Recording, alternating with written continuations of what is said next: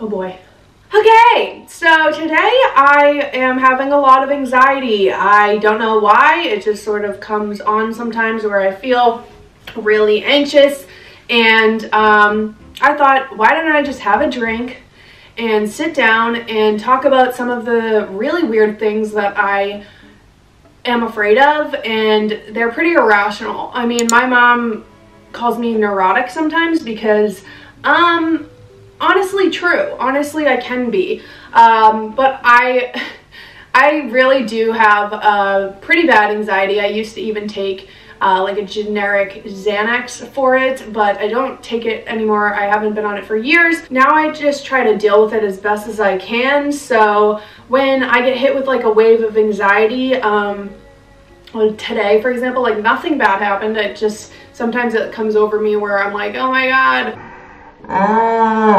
And like, there's really no reason for it. So I thought maybe I would share with you guys some of my really irrational fears that probably shouldn't trigger me as much as they do, but they're just really really weird. I mean, some people could say that they are rational fears because they could happen, probably won't, but they could happen. I'm just gonna be sharing like my top 3 biggest fears. Actually top 4. I'm like 5, 6, 7, 8, 9, 10. No, I have a lot of things that I worry about, but these are like the top 3 that I'm like, I can't deal with it. One, it's not that irrational, but it is. It's actually a pretty common fear, but it is kind of an irrational fear. The first one I would have to say is spiders. I have a crippling fear of spiders. I literally can't be near a spider. If it's in the room across from me, like someone else needs to kill it. I won't be able to sleep if it's still alive. If it disappears, like I'm done. Like I am moving out.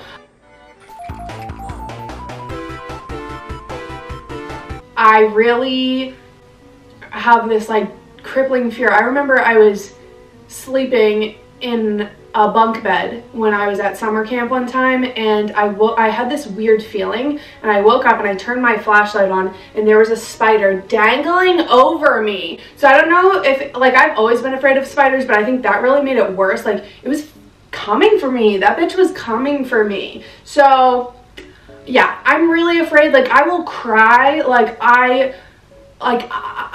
I was watching Billie Eilish's music video, and she put a freaking tarantula in her mouth, and I'm not sure if that was edited, but I heard it wasn't, and I'm like, girl, I can't relate. Like, I can't relate. What the actual fuck? No way. And like, I'm weird because I know so much about spiders because I'm so afraid of them. I'm like, oh, that looks like a brown recluse. Like, what the fuck? Like, what the actual fuck? How do I know that? Like, how do I know that's a brown recluse because of its legs? Like, I know more about spiders than normal people because I'm so scared of them that I want to be able to identify if my skin is going to fall off if it bites me. And my brother-in-law got bit twice by a brown recluse, and he had to have surgery. So it's not that irrational to me, but some people, like my mother, would say that it is very irrational and they're more afraid of me than I am of them, and I highly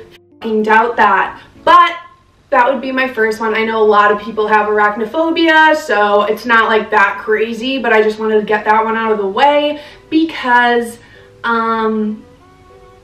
it's my biggest fear. I think it's my biggest fear out of all of them. So then my second fear would probably be, this one's a big one for me. This one's like absolutely takes over my mind at night. And that would be home invasion. And I don't know why, like, I'm so afraid of this happening to me.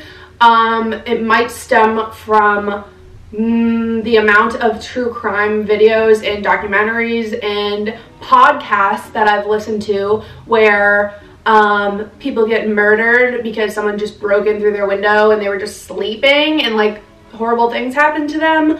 Also, when I was little, My mom said she heard somebody trying to open our front door and came down and saw a man trying to open our front door, but it was locked. And then she saw him just turn around, walk down the stairs, and walk all the way down the street. Like, he didn't even stop at the next house or anything. And that freaked me out because I'm like, if that door was unlocked, what would have happened? Like, what was he trying to do? I don't know. So ever since that happened, I'm really like neurotic about locking the doors. Like, I am adamant about the doors all being locked, all the windows, like everything in the house needs to be locked, or I have a problem. Like, John and I will have a problem if shit doesn't get locked properly, because I'm crazy about that. Like, I don't know why, I just like can't deal with that. I don't have time for that shit. And yeah, I'm also like thinking of getting things to protect myself with, so that's not good. I don't want to go into that, but let's just say Robert's not gonna have a good time if he does come here. So yeah, that would be my biggest other fear, was robbers, home invasion, anybody coming in my house that ain't welcome. I don't like that shit. I am always nervous that's going to happen, so that's why I would say it's an irrational fear, because like the chances of that happening are not big, but if it did happen, like, I don't know. I don't know. This is why John and my mom tell me I watch too many murder documentaries. How do you know what's good for me? That's my opinion! But I just want to be prepared, bitch. It happens.